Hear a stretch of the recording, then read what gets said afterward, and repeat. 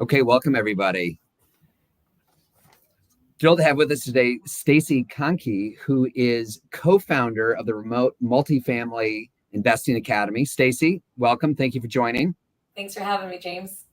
And as I was telling you right before, this is our maiden voyage here where we are simultaneously live streaming this. And thank you to StreamYard. We'll see if this how this works. So some of you might be seeing us right now on Instagram, LinkedIn, and Twitter. But of course, then we'll have this recording and we'll have this available to you on our podcast, The Insider's Edge to Real Estate Investing. So excited to be coming to you all now from multimedia. So Stacy, welcome. Thank you again for joining us.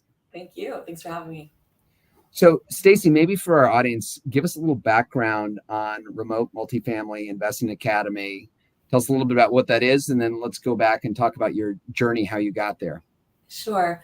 Well, the Remote Multifamily Investing Academy, we started that about 4 years ago. It's myself and Jen, who's not here today. But the reason we started the Academy, we've been investing for 20 years. And when I was new as an investor, one of the things that I struggled so much with was the education that I received. It was so high level, and I spent $40,000 on it. It's not like I was doing free YouTube videos, although YouTube wasn't around. I spent a lot of money and I learned high level concepts. So when I went to implement them, there was missing so much, and I struggled so much. And back then I was like, this shouldn't be this difficult to figure out. Like all these steps, they could have told me these steps. If I ever figure this out, I'm going to go back and teach, because I've always been a natural teacher of whatever I learn. I want to teach it to someone. So that's basically how the Academy was born. All the years later was the education just has to be better. People need a better guide to be able to invest, because you can lose a lot of money if you make mistakes. So my goal is to empower all of the future investors, anyone that I can reach, to be empowered with the knowledge and the system to avoid mistakes and be able to succeed. Otherwise, sometimes people quit too early. And I didn't, and I'm grateful, but anybody could have looked at all the things that happened and understood if I had quit. I just don't want people to give up on their dreams. And so we're here just trying to make sure that everyone has a resource to get the kind of training and coaching that they need to be successful. So Stacy, I love the mission and giving back, because so many of us just had to figure this out by doing it, and there really was no roadmap. So I think it's really great that you started this academy and wrote a book, and that was so Multifamily Freedom Hacking. And again, that was impetus for myself writing a book as well, was to say, look, this can't find it anywhere, so why don't you pull that together and share it? So how much of that came from your own personal investing story? And maybe you could tell us a little bit about that, how you started. Now, were you in real estate right out of school? Did you fall into it accidentally? Maybe talk about how you found real estate in the first place. Sure. So I was well on my way in my professional. I was 28 years old before I even had heard of real estate investing. And my background is I worked at Arthur. I have a degree in accounting. I worked at Arthur Andersen. I went through the paces and got my CPA license. And then I was just working my way up the ladder in corporate America.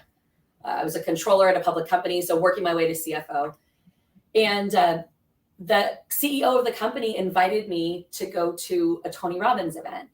And because I was working on getting my MBA. I joined Toastmasters because I was terrified of speaking. I was so scared. So I was trying to get over it. So I think he saw that I was trying to improve myself. And so he invited me to this Tony Robbins event in 2003. And the big thing that I got out of it was that I was on the wrong path, which was weird because it didn't even occur to me. And I didn't ask that question, but Tony does things that make you really go inside. And I left there just knowing I was not on the right path. But it took me so long to get there. That was kind of a hard realization. And I didn't know what the right path was, only that I was on the wrong path. And so all I could do was look at Tony Robbins on stage and say, I meant to do that. But at that time, I was terrified of speaking. So that didn't make any sense to me. Anyway, my journey led me through just like looking at different things. I ended up finding real estate investing and going to, reading Rich Dad, Poor Dad, as many new investors do, and going to some investor clubs and just trying to get the lay of the land. And then I ended up at some seminar, and that's where I invested my education. And that was just the beginning of everything. And it was bumpy road, particularly Sure. in the beginning. So maybe you could tell us about maybe some of your early investments and what that was like having to figure it out along the way. Well, it's funny because, when most people who are going into real estate investing, my experience, myself, everyone I know, my colleagues, all of my students are all overachievers. It is just, I've never seen a real estate investor that wasn't an overachiever that goes for it. And as generally speaking, as an overachiever, whatever you do, like for work or for a living, like you own it and you're used to being like, completely like understanding everything about what you do. Like you're an expert at what you do. So then you go into a new thing, real estate investing, and suddenly, even though you've been an expert for all these years in your area, you don't know anything and you don't know how to connect dots. So in the very beginning, when I was learning different strategies, I didn't understand how everything kind of fit together. So my very first deal ended up being a fix and flip property, but I had been looking for a rental property. So I ended up with a fix and flip. And then my next couple of deals were duplexes that I had to fix up and then rent. But all of my deals were remote. They weren't where I lived. So I learned the skill of managing a team remotely and eventually, I didn't know this right away, but eventually putting systems in place, checks and balances, because they say trust but verify, but there's no trust; it's all verify. So I bumped my head on everything early on as I was learning that, and then over time I would figure out, well, what could I do to mitigate this risk? I keep getting smacked in the face on this. Like, what could I do differently that would give me information or give me a heads up or verify something before moving forward. Mhm. So it's interesting that you started with remote investing. I think a lot of our listeners and those who've really subscribed to the book and our program here, they tend to look for starters in their own backyard, or maybe it's an area they covered. So any reason why, and I think you're originally from San Diego, you're in Florida now. So is there any reason why you didn't start off in your own backyard, so to speak? I tried to. I actually lived in Sacramento, California at the time. And when I started in real estate, one that, it's California, prices are high. So no matter what, you're going to need to have a lot of capital, which I didn't have any. So that was a little bit of a mindset block for me. But on top of it, the market was very competitive. But the training that I took, everything said you need to invest locally within 50 miles. But then one of the trainers in that company, I went to their live event and he was a Canadian investing in the US. And he wasn't flying to the US to invest, he was investing remotely. And that just resonated with me because I've been trying to find a deal in my area, hadn't been able to find a deal. And when he said that, I was like, I need to learn everything I can that this guy knows because my market isn't working. And I bet there's a lot of markets where the prices are lower, means the barrier of entry is lower and probably not so competitive, Midwest. So that's really what guided me. So then I started learning everything I could do to do it remotely. And then every deal from then on, that was my first deal. Every deal has been remote. It's really weird for me to see one of my properties. I've seen a couple just because we happen to be in town. I've never seen the inside. I've seen like the outside of a couple of them. It feels weird to see it in person. So you're buying these sight unseen, or do you have local partners? Are you coming in as the general partner, a limited partner? How are these investments taking place? So the word sight, people get freaked out about that a lot when they say you buy it sight unseen. Yes and no.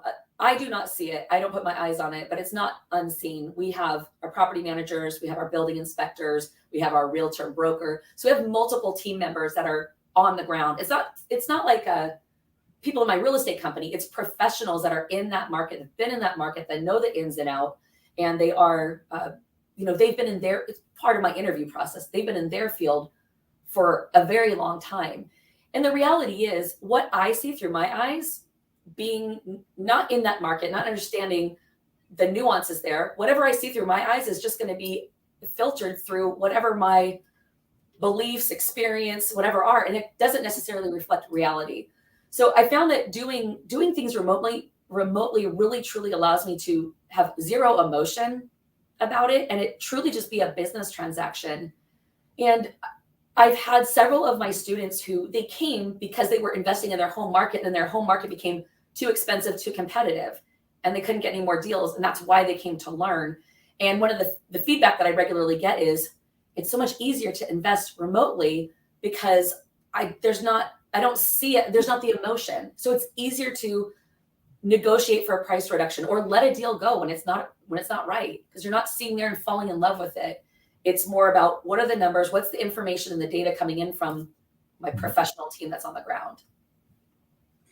So that actually makes a lot of sense.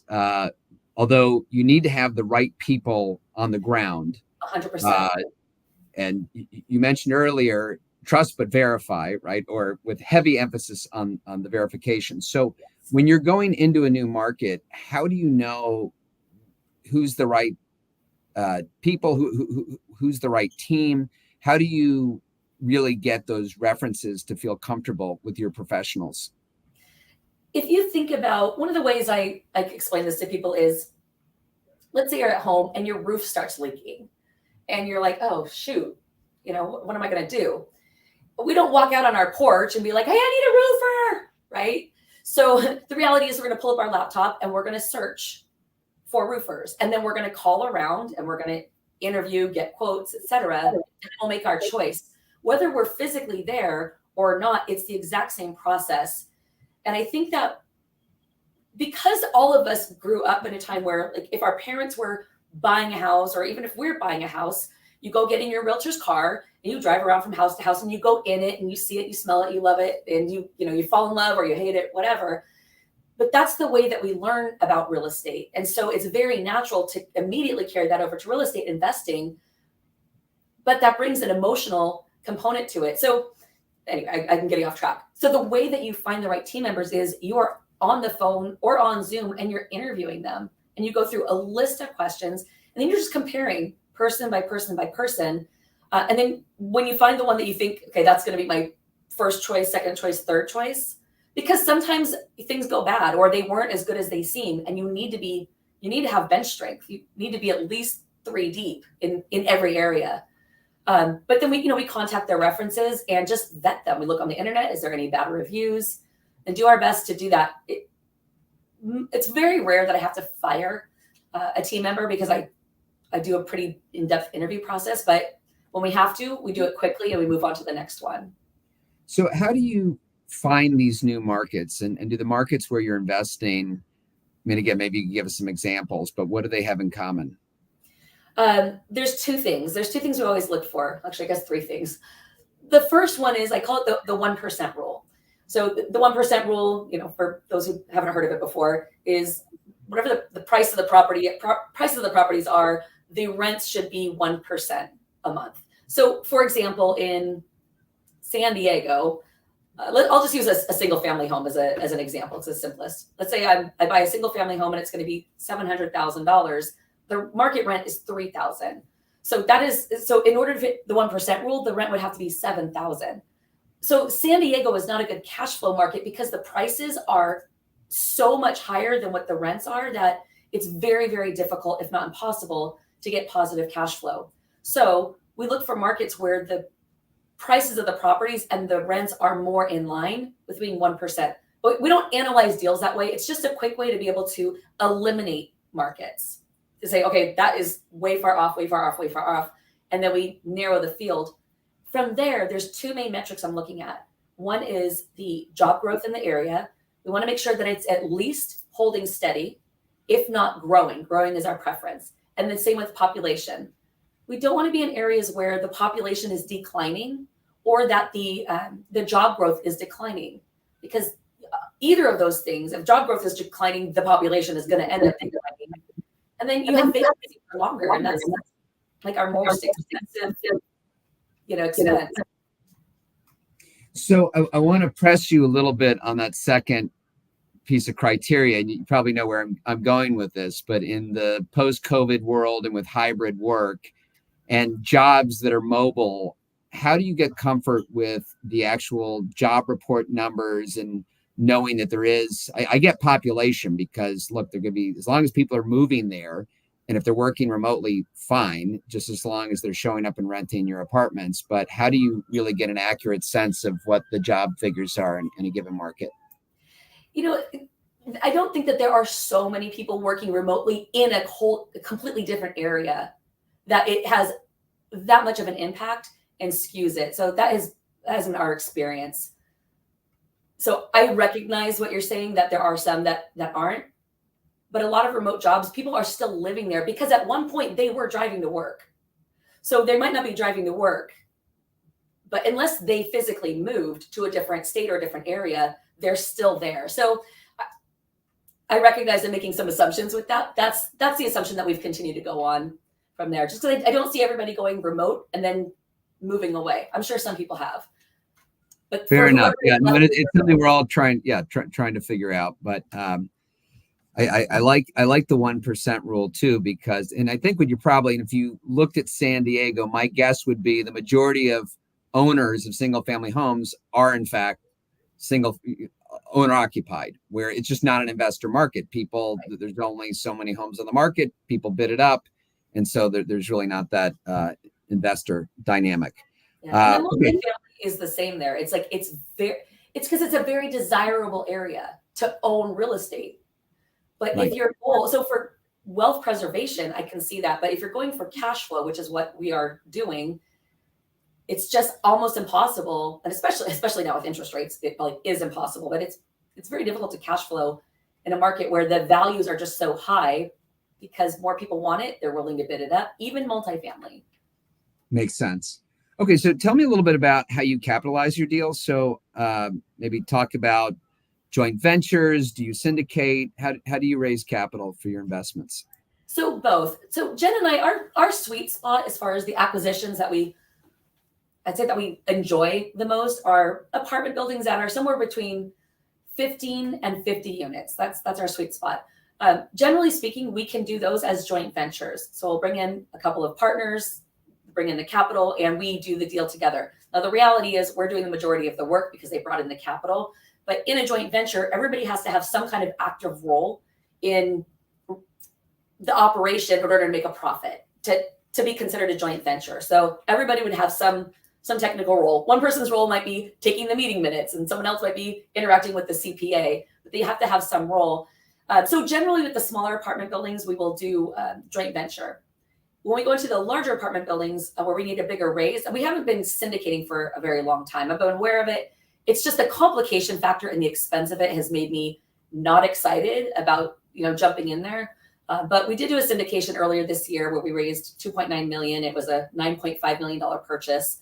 It was seller financing. It was such a good deal. I was like, oh, okay, let's go ahead and do it. And it's been great. And going through that process, I've known about syndication. I feel like I know a ton about it. I was just not willing to step too much into that world to do it myself. And now I see why. It's a lot of work. But the reality is if we're going to get into, bigger and bigger properties, that's going to be part of it. And now Jen and I have started a capital company. So because, we run our academy, and for people who want to learn how to do real estate investing and they want to be coached and have their hand held and have us look at their deals with them, they would go into the academy. But there's a lot of people that they're just too busy. They're C-suite or just busy professionals, busy entrepreneurs where they've amassed some capital and they want to invest in real estate. They don't have the time to learn, or they don't want to learn. It's usually the time. So our capital company allows people to basically invest with us, and we go and invest in other deals. Either they're investing in our deals or we're investing in other deals that we vet that are on the larger side, on the syndication side. And we become part of the GP. Great. And are these accredited investors, or are these private placements, or are you doing larger offerings for non-accredited as well? No, so they're generally accredited investors is who we typically interact with. The deal that we did earlier this year was a 506B. So we had both. In there. As we proceed forward, and probably 2/3 of the people were accredited. So we didn't have that many non-accredited, but I think for what we're looking to do and the types of deals that we want to invest in, they're going to be 506C. So generally speaking, it would be accredited investors.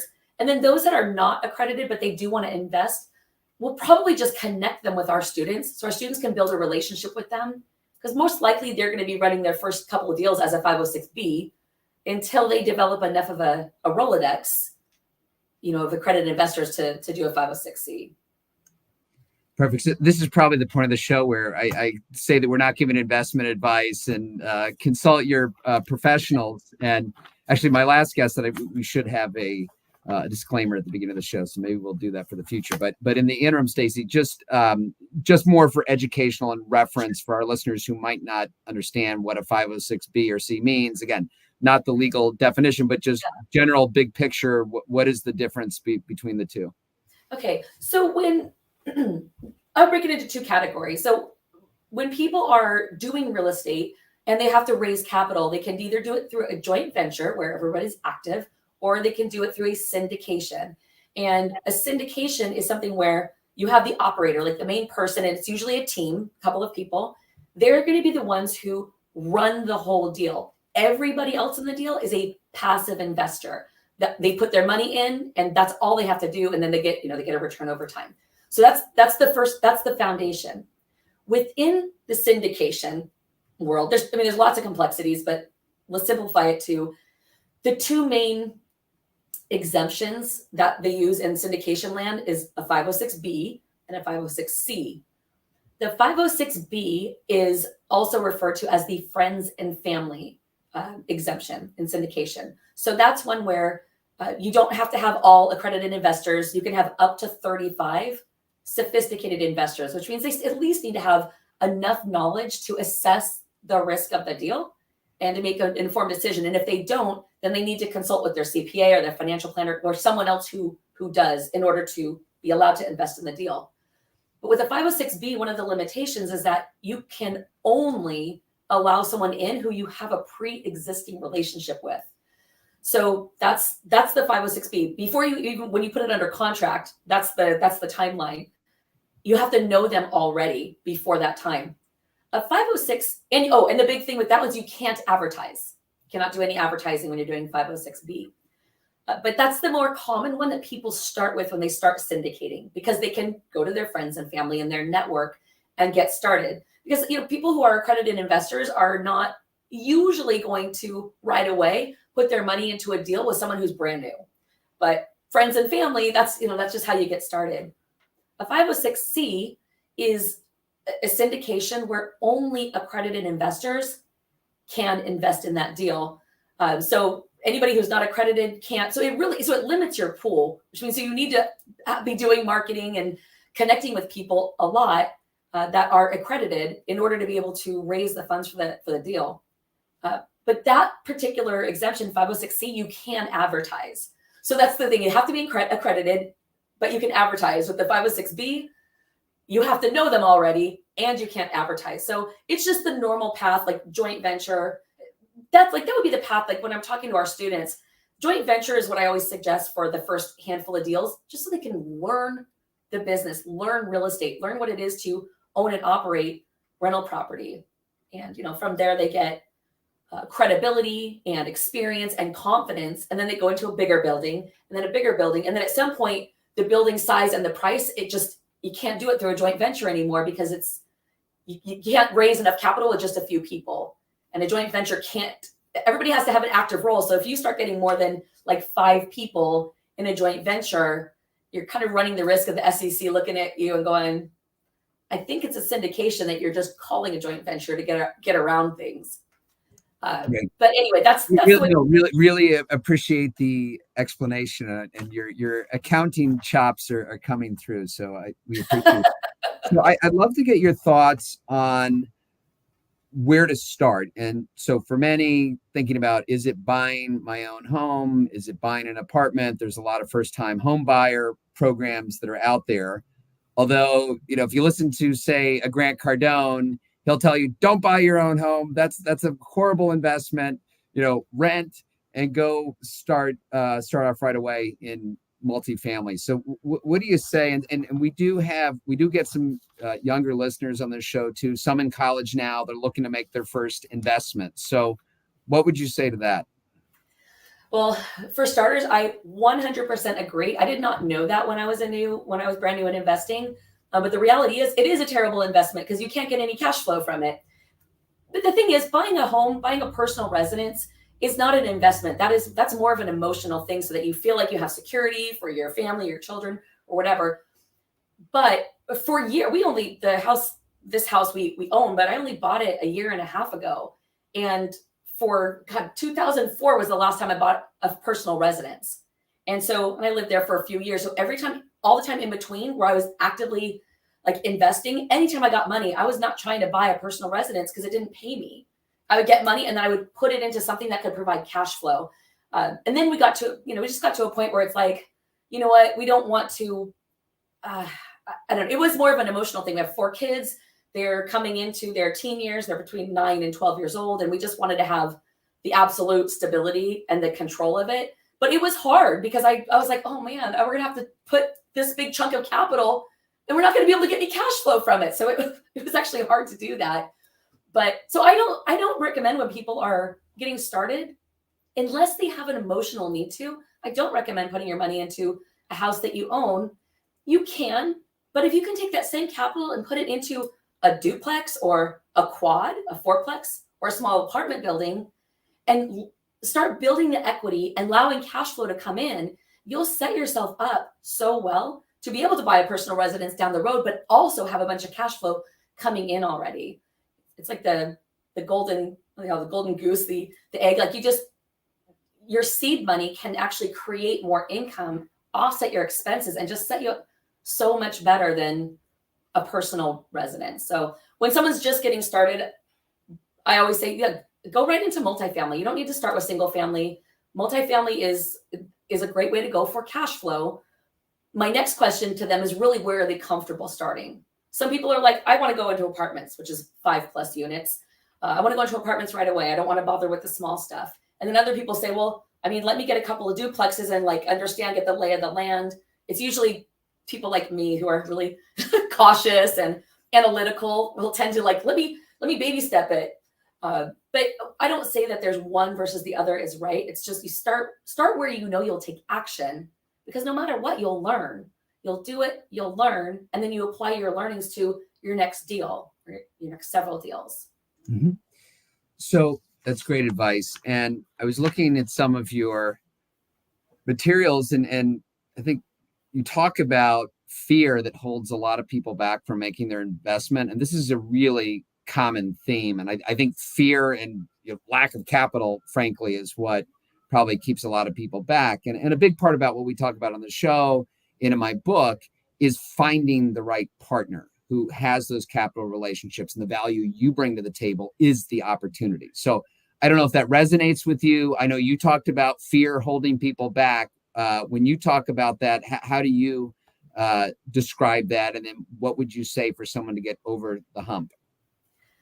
Well, for starters, I will always go back to my beginning days, because I will never forget that. I want to make sure I never forget it, because it's what most people are facing. When I was new to investing, and remember, I had my CPA, I was an expert in my field. And so to not know things is so uncomfortable. And when you're an analytical person on top of it, it's like pure torture to not have all the answers before you act. And I can remember just the very early stages of investing, like just even picking up the phone and talking to a realtor, I thought I was going to die of fear. I was nauseous. I thought I was going to throw up any second. All the blood would drain out of my face. I was terrified. I don't know what I was terrified of. It's not like they're going to reach through the phone and stab me, but I was so scared.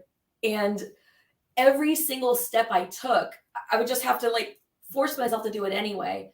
And then when you do it again, and you're still uncomfortable, but you're less uncomfortable than last time. And then you do it again and again and again, and you start taking the reps. And then you get confidence, because now you know it. You know it like you knew your career. And then you have confidence in that one step. And then it's time for the next step. Let's say it's time to analyze deals. You're going to feel all nauseous about it because you don't know what you're doing. It feels very uncomfortable. And then you'll do reps and reps and reps and get comfortable with that. And then it's making offers, and you're going to straight up throw up in the trash can when it's time to make your first offer, because that's absolutely terrifying. So the big thing that I talk about with people is, look, you can understand the whole process of real estate investing, but don't get so hung up on the whole process. Like, understand it, but start with one step. You have one step at a time to overcome and master. And if you will just keep taking that one step, it doesn't have to feel like this big overwhelming thing. And every time you'll be like, okay, that wasn't so bad, or wow, that realtor was actually really nice. And oh wow, this deal actually makes sense. My 17th deal I look at, these numbers make sense. So if you're willing to just take the one step at a time, you're going to be afraid. You are going to be afraid and do it anyway. And the reason is that there's some reason you got into real estate investing, right? Nobody gets into doing real estate investing just because it seems like it's fun. It's usually because there's some big goal. I want to provide for my family. I want to bolster up my retirement. I want to create generational wealth. Whatever the reason is, there's some compelling future that you are trying to create. And you really have to embody that when you're new, because it's scary to take those steps. But if you remember like that, you want a different outcome. You want a different future for yourself and your family. So you're going to have to be brave and be afraid and take that step anyway. It's not, no one's going to shoot you or kill you. It's just phone calls. It's just analyzing deals and recognizing it. And just know every single entrepreneur goes through this. It's a rite of passage. You have to be afraid and do it anyway. Fear does not go away. I still have fear when we move into the next level or next deals, because I'm like, oh, I'm uncomfortable. This is beyond anything I've done before. And now I'm scared. I've been here before. I'm here every single time I move into a new realm. And I have to step one step at a time and do it anyway. And then it's behind me. I'm like, oh, that wasn't so hard. Now I have all this knowledge that I can, build upon. So Stacey, you definitely could have fooled me that you were used to be shy and getting on the phone. And here you are doing a podcast. We're live streaming. So obviously the thing is that every time you get outside your comfort zone, the next time it just gets that much easier. And I remember, I've been doing this 25 years, not podcasting. Clearly we didn't even have podcasts back then, but even starting off in the brokerage business, and how nervous I was picking up the phone to that meeting. And I felt like I was an imposter and so green.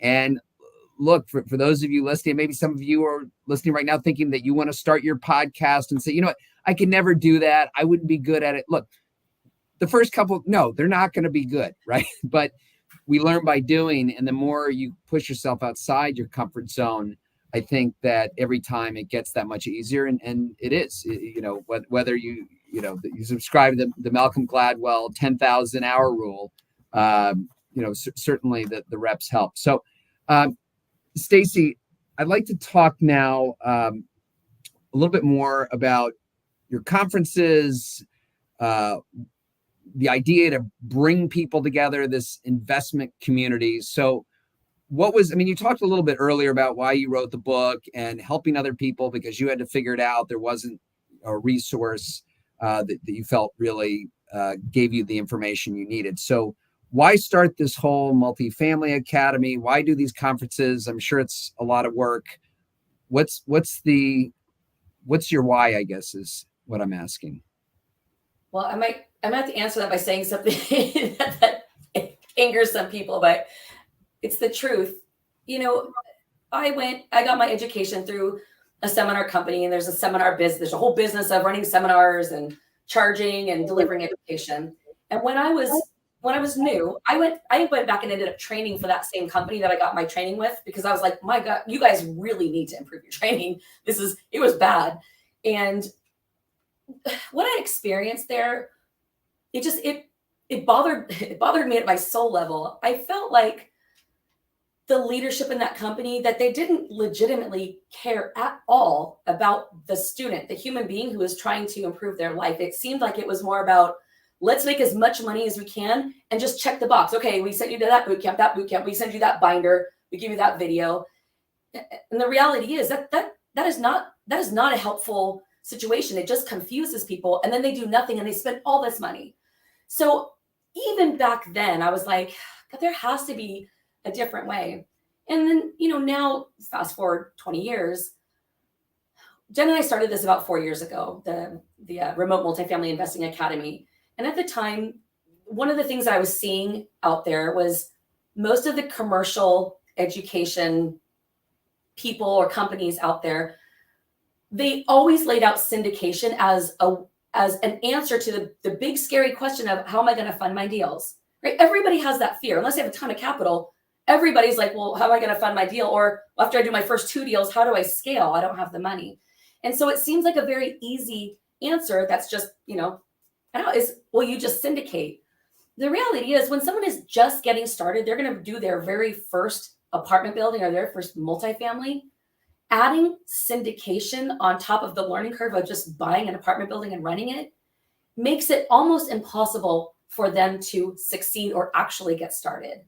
So, because it was a lot of work to start the academy. I had to be uncomfortable for for 2 years at every single step. But when Jen and I started it, what we said was, you know what? It's time to disrupt the multifamily education industry.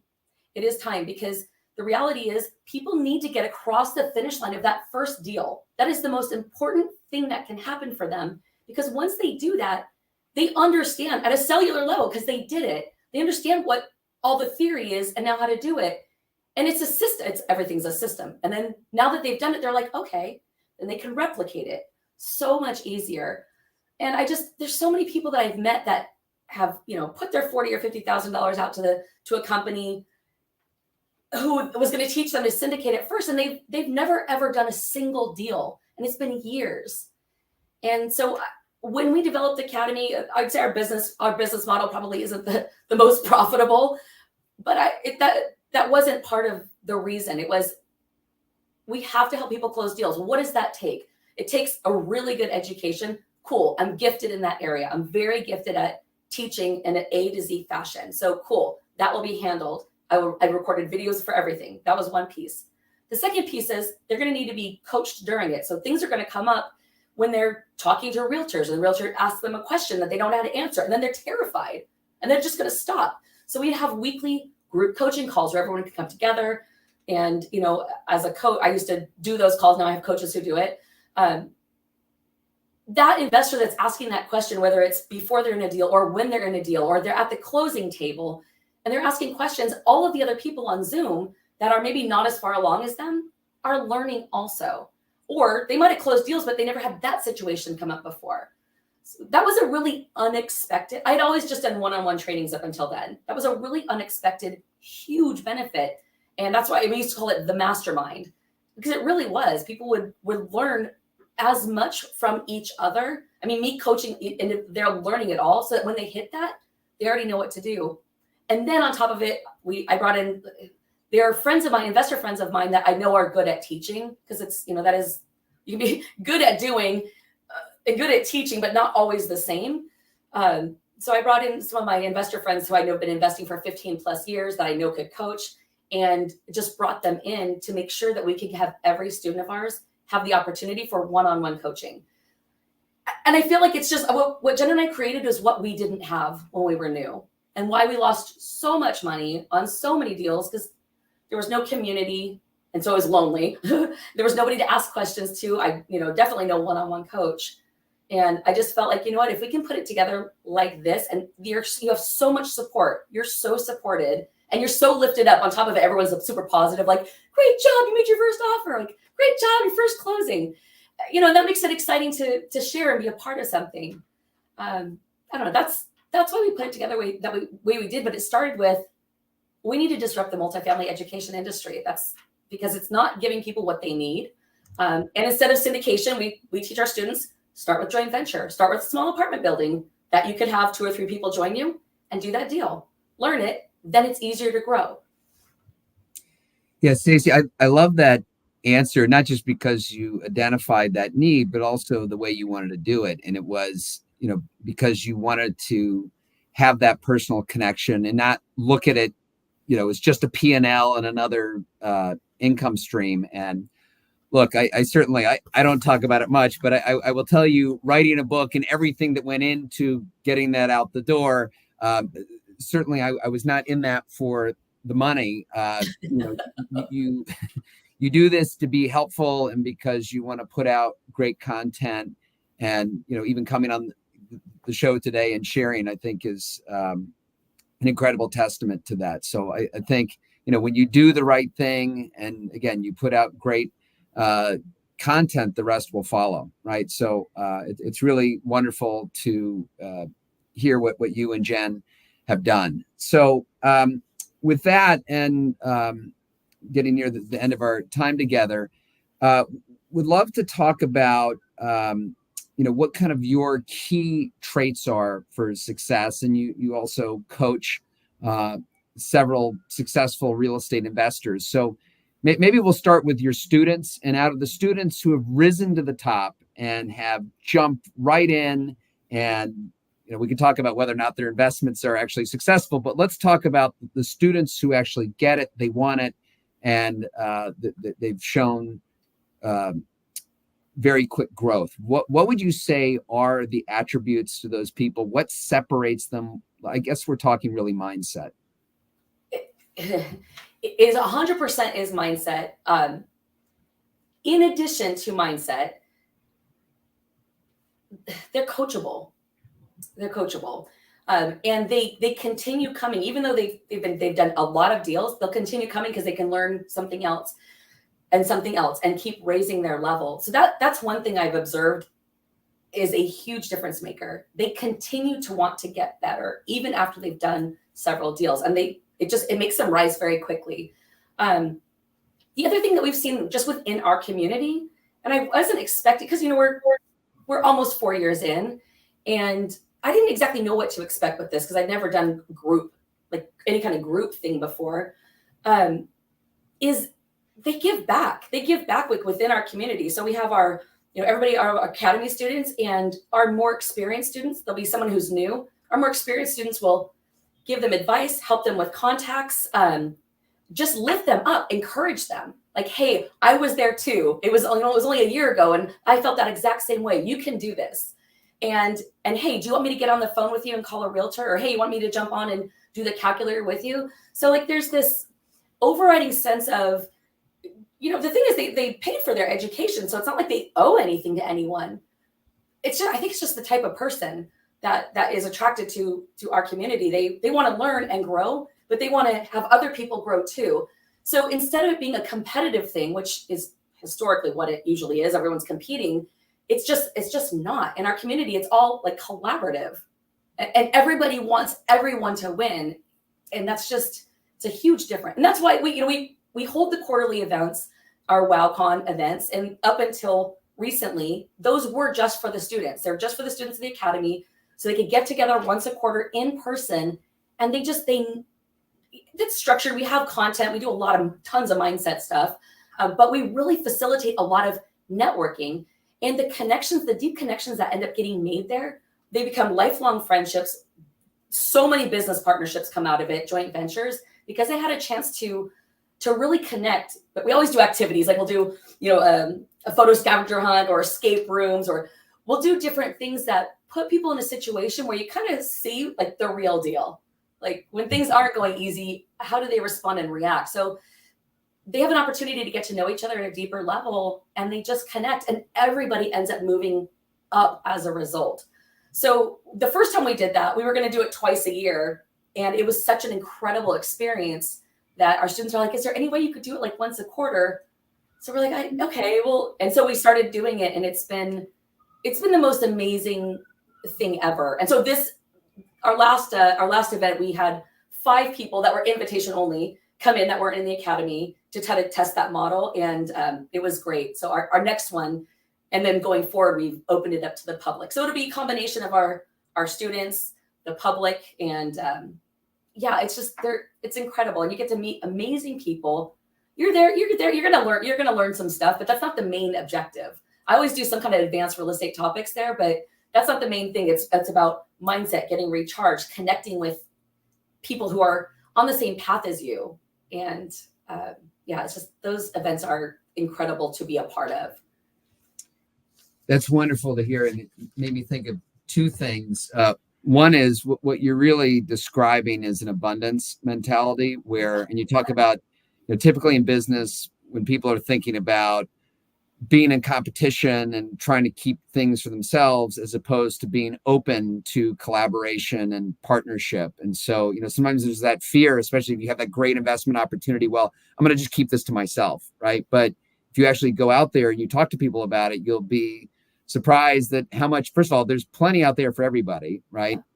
and you'll also, I think, just get there so much faster and have fun while you're doing it. So, um, and then the other thing, and this has really been throughout our show, is this is a business about the people, right? This is an in-person business, and it's those relationships and those connections. And this isn't just, going to a room and collecting business cards. It's really making incredible relationships and understanding, especially when you put together a deal team, whether it's your attorney, whether it's your property manager, your broker, having those relationships. So when you see an opportunity, you all can move on it quickly. So, Stacy, the name of the show is The Insider's Edge to Real Estate Investing.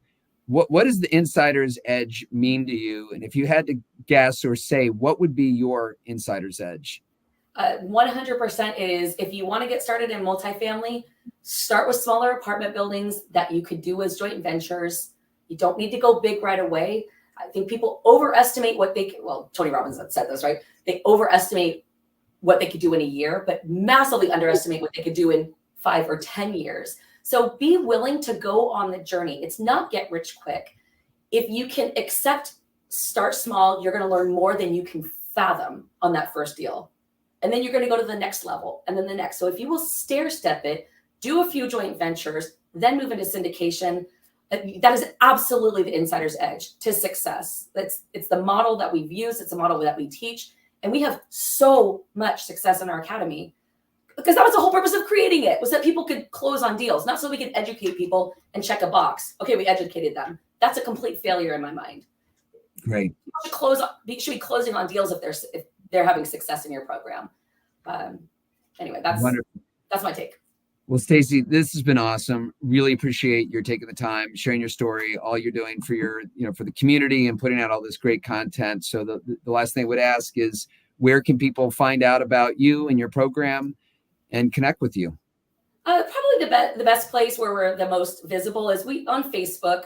Jen and I have a Facebook group that's called Apartment Investing with Jen and Stacy. It's pretty simple. So if you go there and search that, we have 27,000 people in our group.